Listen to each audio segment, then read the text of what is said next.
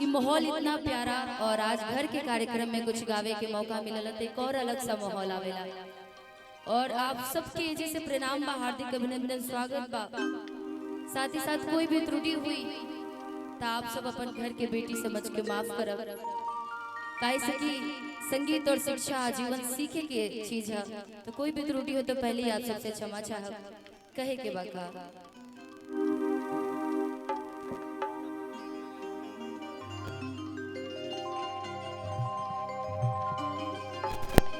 Hello hello hello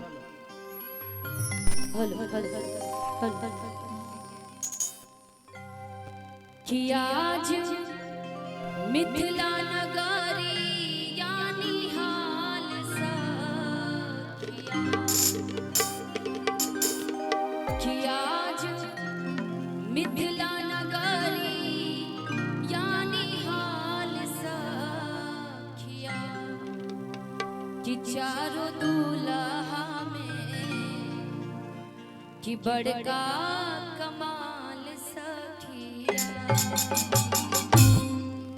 कि आज मिथिला नगरी यानी हाल सखिया, आज मिथिला नगरी यानी हाल सखिया, आज मिथिला नगरी यानी हाल सखिया, चारों दूल्हा में बड़का कमाल सखिया, चारों दूल्हा में बड़का कमाल सखिया।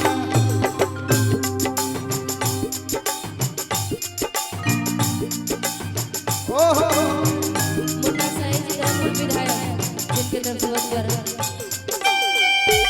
दरौदा के विधायक प्रत्याशी मुन्ना साहिब।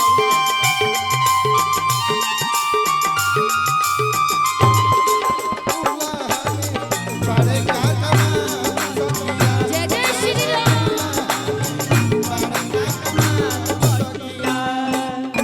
सावर सावर गोरे गोरे जोड़िया जहान रे,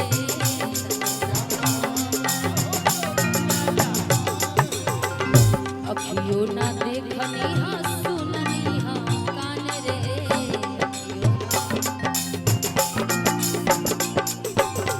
सावर सावर गोरे गोरे जोड़िया जहान रे, अखियों ना देखनी हा सुननी हा कान रे, जुगा जुग जोड़गी ओ बेमिसाल सखिया, जुगा जुग जोड़गी ओ बेमिसाल सखिया, चारों दूल्हा में बड़का कमाल सखिया, ओ चारों दूल्हा में बड़का कमाल सखिया।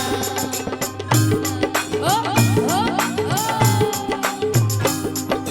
हरदी हरदिया डूबा चरना, हरदी हरदिया। गायघाट पंचायत के पूर्व मुखिया विनय पांडे जी की तरफ से वक्त कर रहे हैं, बहुत बहुत शुक्रिया भैया। अरे भाई भारत अरे भाई हरदी हरदिया डूबा चरना, श्रीमन नारायण।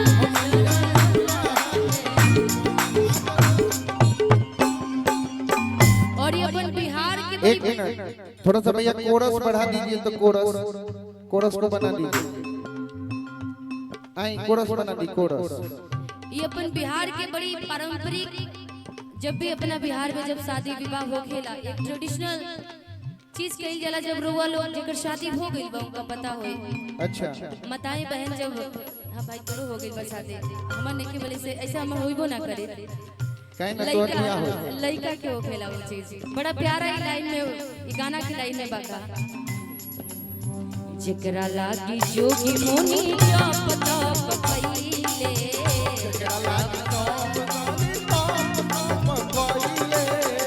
बड़ भाग पाहुन हमरा मिथिला में आइले,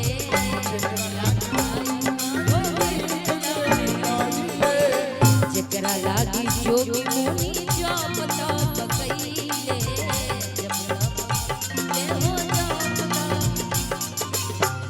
बड़ भाग पाहुन हमरा मिथिला में आइले, बड़ भाग पाहुन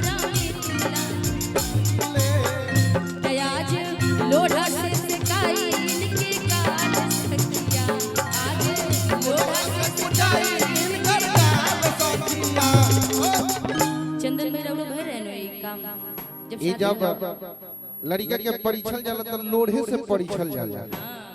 इहो एगो परंपरा ही है हमें के हिंदुस्तान में जब दुल्हे राजा आंगन में जाले तो उनके सास सरहद सब कोई पहले लोढ़े से परीक्षेला काहे एहू में राज बा।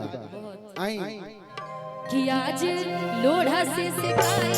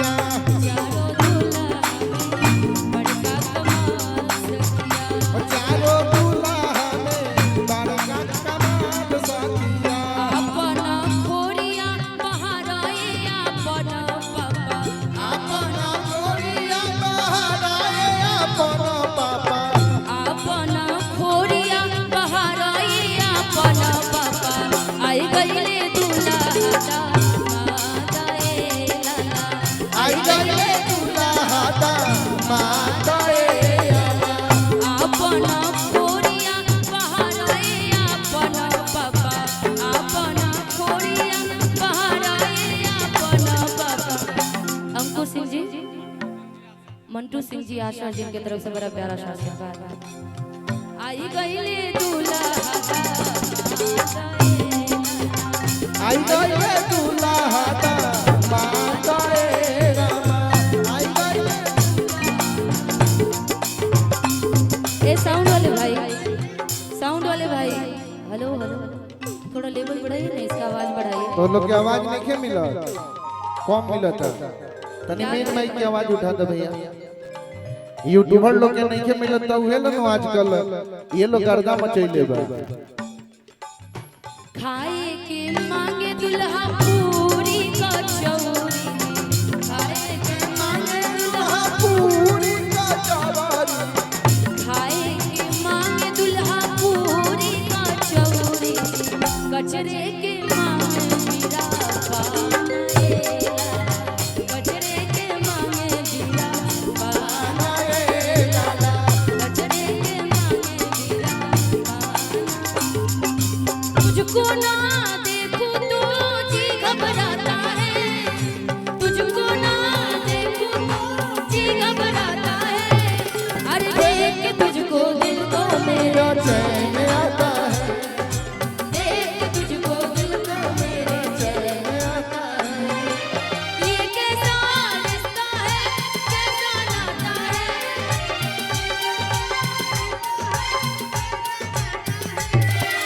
देख के तुझको दिल को मेरे चैन ओ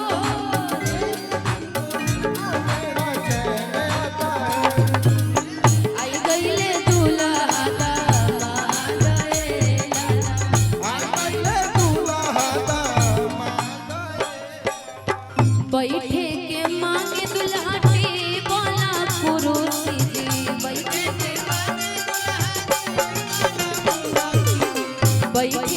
मांगे दुल्हा टेबला कुर्सी जी, बैठे के